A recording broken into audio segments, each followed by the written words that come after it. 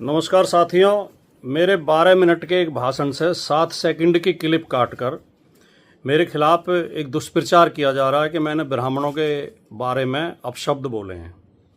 सबसे पहले तो मैं बिना शर्त, बिना इफ एंड बट के, बिना लाग लपेट के, अगर मेरे इन शब्दों से किसी ब्राह्मण भाई को बुरा लगा है, उनके दिल को आघात पहुंचा है, उनका दिल दुखा है, तो मैं बिना शर्त माफ़ी मांगता हूं। मैं उनसे कृतज्ञ होकर हाथ जोड़ के माफ़ी मांगता हूं कि मेरा ऐसा कोई इरादा था नहीं और कभी होता नहीं है। मैं समाजवाद की विचारधारा पर चलने वाले व्यक्ति हूं। जो सच्चा समाजवादी होगा वो कभी किसी जाति या धर्म को अपमानित नहीं करेगा, किसी जाति धर्म के खिलाफ कोई शब्द नहीं बोलेगा। लेकिन मेरा दुर्भाग्य इन दिनों के कुछ लोग, जो ज़्यादातर Bharatiya Janata party IT cell के लोग होते हैं, और कुछ भोले भाले लोग भी उनके बहकावे में आ जाते हैं, मेरे खिलाफ एक अभियान चलाते रहते हैं कि मैं ब्राह्मण विरोधी हूँ, सनातन विरोधी हूँ, हिंदू विरोधी हूँ, जबकि ये तीनों आरोप बिल्कुल एकदम गलत है। मैं ब्राह्मण जाति का बहुत ज़्यादा सम्मान करता हूँ, ब्राह्मण भाइयों का सम्मान करता हूँ। ब्राह्मण समाज में एक से एक विद्वान, एक से एक राष्ट्रभक्त, एक से एक वीर योद्धा और बुद्धिजीवी पैदा हुए हैं, और मैं किसी भी समाज का, किसी जाति का, किसी धर्म का अपमान करने की कभी सपने में भी सोच नहीं सकता। है क्या कि दिल्ली में एक कार्यक्रम था जवाहर भवन में। एक हमारे मित्र हैं अली अनवर जी, जो राज्यसभा सदस्य रहे हैं, जेडीयू के बड़े नेता रहे हैं। उनके बेटे ने और उनकी बहू ने, रफरफ अंसारी और जावेद अनवर ने, एक किताब लिखी है जाति और सांप्रदायिकता के विषाणु। और ये किताब केंद्रित है भारतीय समाज में जातियों को लेकर क्या क्या मुहावरे, लोकोक्तियाँ और कहावतें बनी हुई हैं, उनको लेकर केंद्रित है। तो इस किताब को विमोचन था जवाहर भवन में 5 तारीख को, 5 मई को, और उसमें मेरे साथ श्री योगेंद्र यादव जी और अपने ये थे प्रोफेसर रतनलाल जी और आशुतोष जी और शीबा असलम फहमी जी, ये कई लोग शामिल थे उसमें कार्यक्रम में।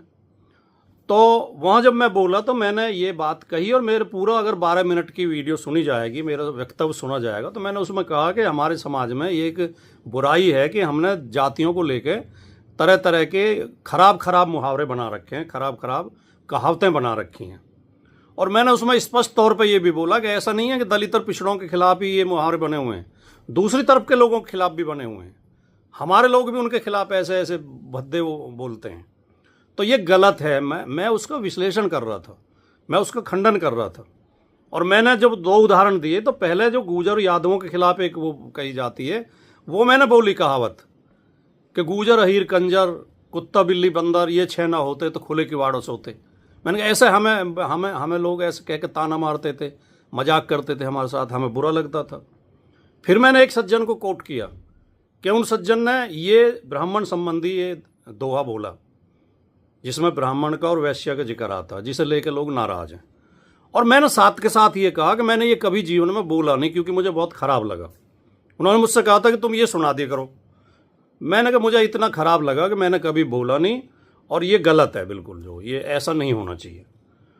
तो मैंने ये पूरा मेरा वक्तव्य है, ये पूरा भाषण ये है। इन ऐसी गंदी मुहावरे, गंदे जो मुहावरे हैं, गंदी लोकोक्तियाँ हैं, गंदी कहावतें हैं, उनके खिलाफ हम बोल रहे थे, उनके समर्थन में नहीं बोल रहे थे। अब उसमें से लोग क्या कहते हैं, वो महाभारत में कि अश्वत्थामा मारा गया किंतु हाथी को काट देते हैं, अश्वत्थामा मारा गया। तो मेरा पूरा वक्तव्य ना सुनवा गया, उसमें से एक क्लिप 7 सेकंड की क्लिप निकाल के, जिसमें खाली वो दोहा है, और उसे ऐसे कह के पेश कर रहे हैं कि मैंने ये ब्राह्मणों के खिलाफ बोला है। और मैं स्वीकार करता हूँ कि बहुत ख़राब दोहा है, वो बहुत गंदा दोहा है, बहुत अपमानजनक है। तो मैंने उसका जिक्र किया। अगर इसमें भी मुझसे मेरी गलती थी कि मैंने जिक्र किया, तो भैया दोबारा माफ़ी चाहता हूँ।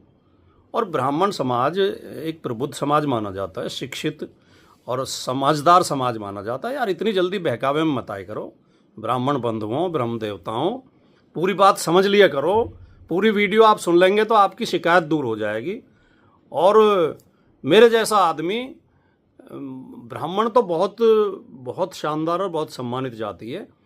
किसी मतलब जो संख्या में कम हैं या कमज़ोर हैं या कुछ भी, किसी भी जाति के खिलाफ मैं नहीं हो सकता, सपने में भी नहीं सोच सकता। तो मैं पुनः माफ़ी चाहता हूँ। आप मेरी आधी अधूरी बात को सुन के, 7 सेकंड की क्लिप को सुनकर मेरे बारे में राय ना बनाएं। और ज़रूरी समझें तो पूरी क्लिप सुनें। और मैंने अपने फेसबुक पेज पे वो क्लिप भी डाल दी सुबह और उसकी सफाई भी डाल दी है, तो कृपया इस बात का ध्यान रखें। नमस्कार।